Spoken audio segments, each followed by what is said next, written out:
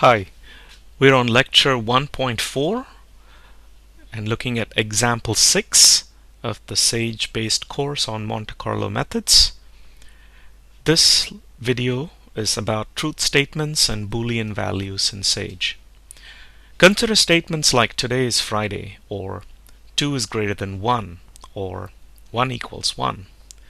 These are statements which are either true or not true, i.e. false. SAGE has two values, true and false, which you'll meet in the situation. These values are called Boolean values, or values of the type Boolean. In SAGE, we can express statements like 2 is greater than 1 or 1 equals 1 with what are known as relational operators. Relational operators are also known as value comparison operators. Let's take a look at the following list below. This is the less than symbol. This is the greater than symbol. This is less than equal to, which is simply the less than symbol followed by an equal to sign, and the greater than equal to.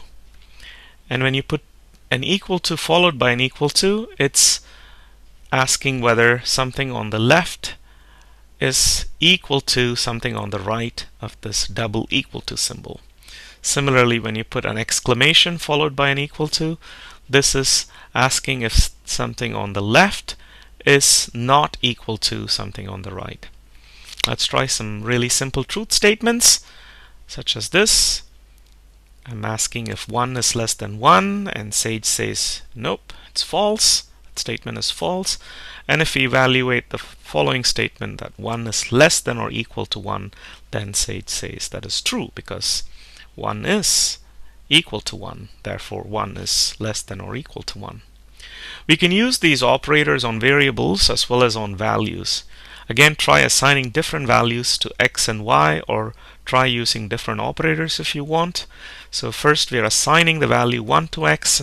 The second line we are assigning the value 2 to y, and then we are asking to evaluate the truth statement that x is equal to y. So we get false. Now if I change this to say x is 2 and y is 2, and if I ask is x equal to y, and it says true, of course. So note that when we check if something equals something else, we use the double equals sign. This is because the single equal sign, if you recall from the earlier lecture, is the assignment operator. So that's how you assign something to be equal to something else. Therefore, to test if x equals y, we can't write x equal y, because this would assign y to x. Instead, we use the equality operator and write is x equal to y. We can also assign a Boolean value to a variable. So here we, inside the parentheses, we have the variable my Boolean, and the variable my Boolean is going to be assigned the output of this truth statement.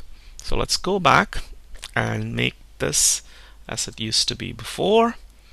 And now if you ask to disclose the my Boolean variable, you get the value false, because when x equal y was evaluated, we got a false for the Boolean expression, and that false is now assigned to the variable my Boolean. That's all that's going on here. And if we go back and change this to x is 2 as before, of course x equal y evaluates to true, and now if we rerun the statement, my Boolean will be set to true. If you ask what's the type of my Boolean, then we get the type bool. So bool is another type, just like integers and rationals were types that we saw earlier. If you want to check whether two things are not equal, we use the exclamation equal symbol. So if we ask if x is not equal to y, then we get false, because the current value of x and y, remember we can call the print statement and ask what they are now.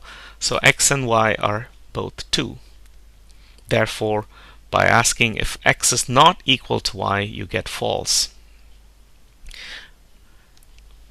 If you wanted to change this, reassign x to 1 and y to 2.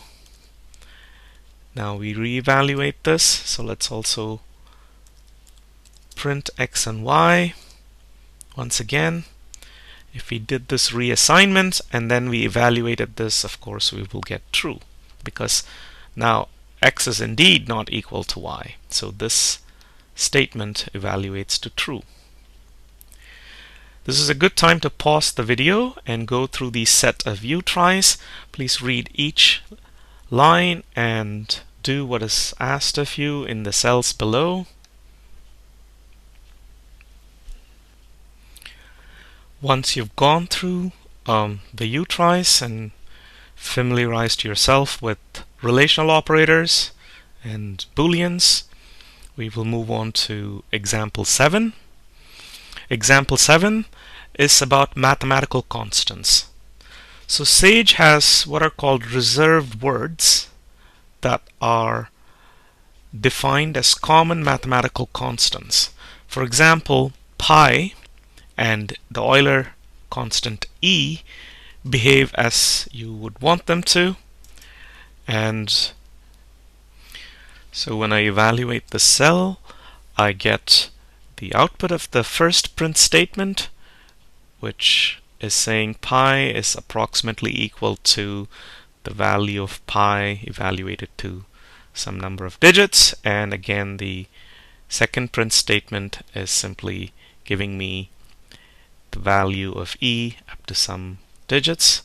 I can have another cell and simply go, what is the, if I did digits equals say 1000, I can look at the first 1000 digits of the Euler constant, and I can also look at the first 1000 digits of pi. I can even look at the first 10,000 digits of pi.